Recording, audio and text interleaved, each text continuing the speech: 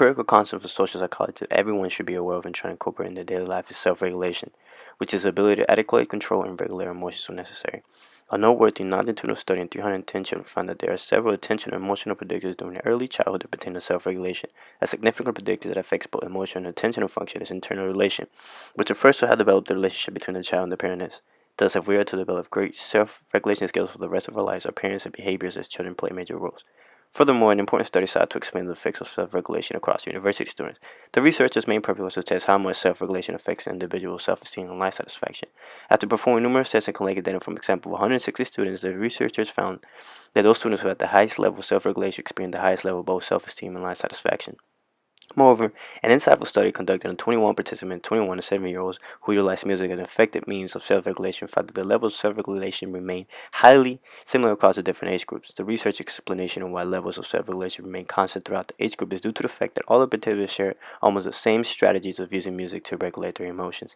Overall, studies have shown that self-regulation plays a vital role in the development of early attention and emotional functioning, quality of life, and is able to withstand the test of time and accompany us throughout the entirety of our lives.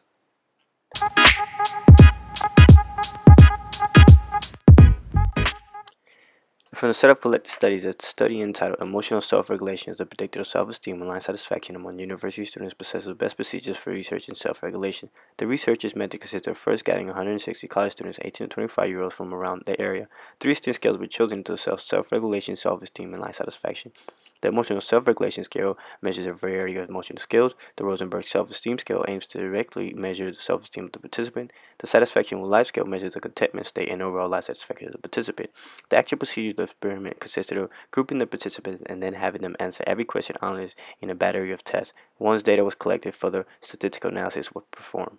Moreover, the results were demonstrated by utilizing tables. Table 1 essentially showed that all scales were highly reliable throughout the experiment. Table 2 depicted a positive correlation between emotional self-regulation and self-esteem. Table 3 demonstrated a positive correlation between emotional self-regulation and life satisfaction. Table 4 showed yet another positive correlation between self-esteem and life satisfaction. The fifth and final table was used to indicate that there were no gender differences in scores across the test.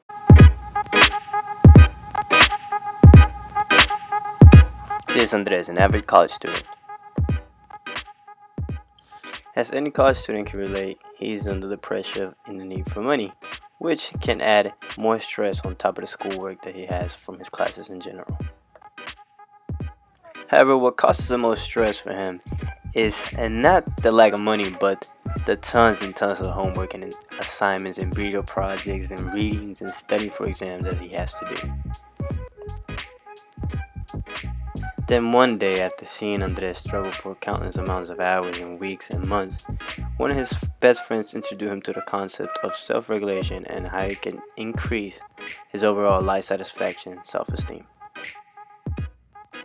In order to learn more about self-regulation, Andres began to conduct research.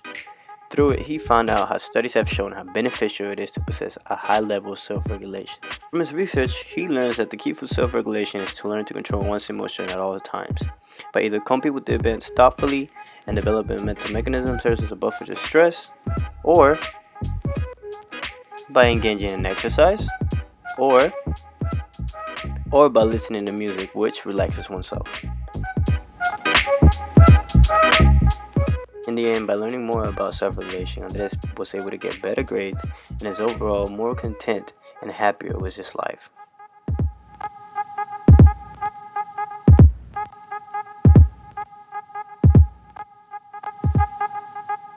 The protagonist and application skit demonstrate adequate use of the self-regulation concept as a before and after scenario was conducted.